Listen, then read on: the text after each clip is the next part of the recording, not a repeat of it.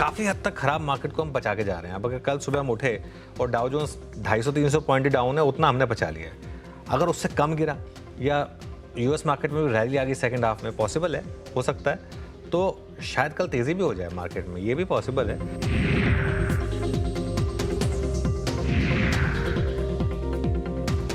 और मार्केट में शॉर्ट्स हैं इस समय, तो कल एक परफेक्ट मौका रहेगा शॉर्ट कवरिंग का।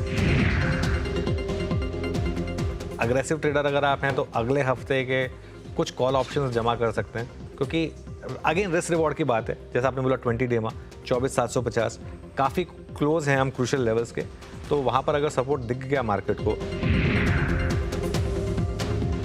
अगले हफ्ते की 25,000 की कॉल जो करीब करीब 130 रुपीज़ पर है 19 सितंबर की, वो उस पर आप एक पॉइंट ले तो अगर उसका पैटर्न मुझे अच्छा लग रहा है। निफ्टी का भी मुझे ना जो लास्ट के 10 मिनट है ना हश्ता, उसका पैटर्न अच्छा लग रहा है। मुझे लग रहा है कि ये मार्केट शायद फंसा देगा शॉर्ट्स को।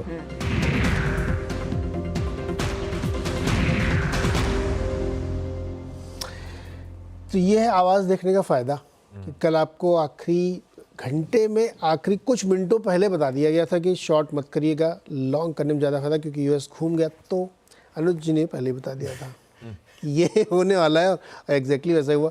कल जो डाउ का चार्ट बना ना, एस&पी का चार्ट बना, तो किसी ने ट्विटर पे लगा कि देखो ये हॉकी जैसा बना ना, आज कुटाई होगी सेलर्स की। बिल्कुल। जी गुड मॉर्निंग आशीष, गुड मॉर्निंग साहब। और मैं कल मजाक नहीं करूँगा, कल मैं रात को 8 बजे सो गया था। मैं, क्योंकि नॉर्मली क्या होता है जब आप इस तरीके की एग्रेसिव कॉल देके जाते हैं तो आपको डर लगता है कि क्या होगा क्या नहीं होगा, लेकिन मुझे somehow एक कॉन्फिडेंस था कि ये जो कल हमारी बात हुई थी वो पैटर्न शायद ऐसा as it is play out होगा। कहीं से कुछ फीलिंग आ रही थी कल, तो इसके लिए कल मैं रात को 8 बजे सो गया आराम से। मैं कहा कोई टेंशन नहीं, वैसे भी थोड़ा सा मेरी नींद ड्यू थी, वो काफ़ी ट्रैवल हो गया था इसके लिए, तो 8 बजे सो गया मैं। सुबह उठा आराम से अपना 5:30 बजे एज़ यूजुअल, और उसके बाद उठा, तैयार हुआ, सब कुछ हुआ। उसके बाद ऑफिस आके उसके बाद मैंने देखा कि क्या हुआ ग्लोबल मार्केट में। तो खैर एनीवे, देखिए क्यों, अब लॉजिक पे आते हैं। एक तो बात हो गई कि क्यों ये हुआ, अब लॉजिक पे आते हैं कि क्यों शॉर्ट करने से हमने बचाया। डाउ फ्यूचर्स को देखकर कोई भी ट्रेड लेना, लॉन्ग या शॉर्ट, वो नौसिखियापन है, क्योंकि वो सबके पास है डेटा ना। अब कल हम 330 पे जा रहे थे, सबको दिख रहा था डाउ फ्यूचर 250 पॉइंट डाउन है, सबको दिख रहा था कि भाई वो डिबेट जो है वो कमला हैरिस के फेवर में गई है। अब वो उसको देखकर अगर आप एक ट्रेड ले लें तो वो नौसिखियापन है। बाय द वे, कल के लास्ट के 10 मिनट का निफ्टी का चार्ट देखिए, स्मार्ट ट्रेडर ने कल उस ट्रेड को लिया होगा जो हम बात कर रहे थे कि आप लॉन्ग कैरी करिए। स्मार्ट ट्रेडर ने उसको लिया होगा, तभी वो निफ्टी लोअर लेवल से रिकवरी भी आई वहाँ पर।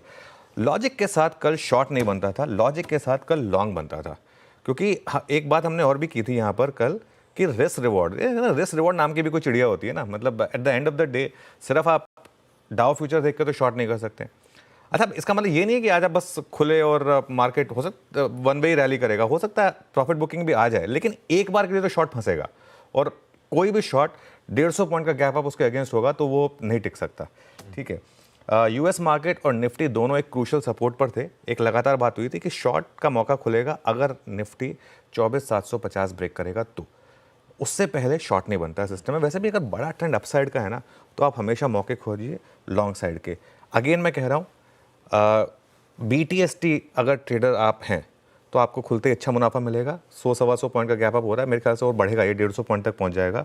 अगर आप चाहें तो उसको बुक कर लें या फिर कैरी करें, वो आपके ऊपर डिपेंड करता है। वैसे नॉर्मली तो मैं कहता हूँ अगर आप स्ट्रिक्ट BTST ट्रेडर हैं तो 125-150 पॉइंट का गैप अप एक लॉटरी है, और स्पेशली कॉल अगर आपने लिए तो आपको बुक ही कर लेना चाहिए।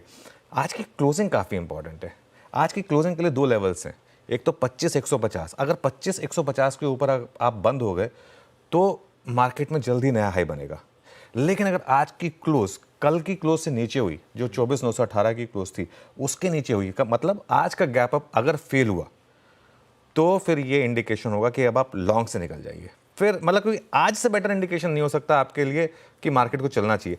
आज अगर गैप अप फेल हुआ तो एक चीज़ और क्लियर हो जाएगी कि हमारी मार्केट जो है वो किसी और कारणों से गिर रही है, वो ग्लोबल कारणों से नहीं गिर रही है। फिर चाहे वो, और वो कारण जो भी होगा वो रेगुलेटरी होगा।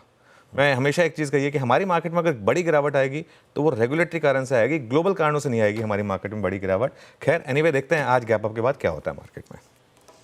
बहुत बढ़िया। कल जिन्होंने आवाज़ की सुनी और BTST करा, आज खुलते ही बाजार बहुत बढ़िया रिवॉर्ड देने वाला है आपको। खैर डिटेल में आऊंगा, कल की स्ट्रैटेजी, आज की रणनीति, ग्लोबल संकेत, ओवरनाइट यूएस में हुआ क्या, वो इन्फ्लेशन का प्रिंट और इस तरह की वॉलेटिलिटी है, जैसे ये बता रहे हैं हॉकी का शेप जो बन गया, उस सब के पीछे की पूरी कहानी इन सब की जुबानी। लेकिन पहले इस वक्त की टॉप हेडलाइंस। इंडिया की मार्केट न्यूज का हेडक्वार्टर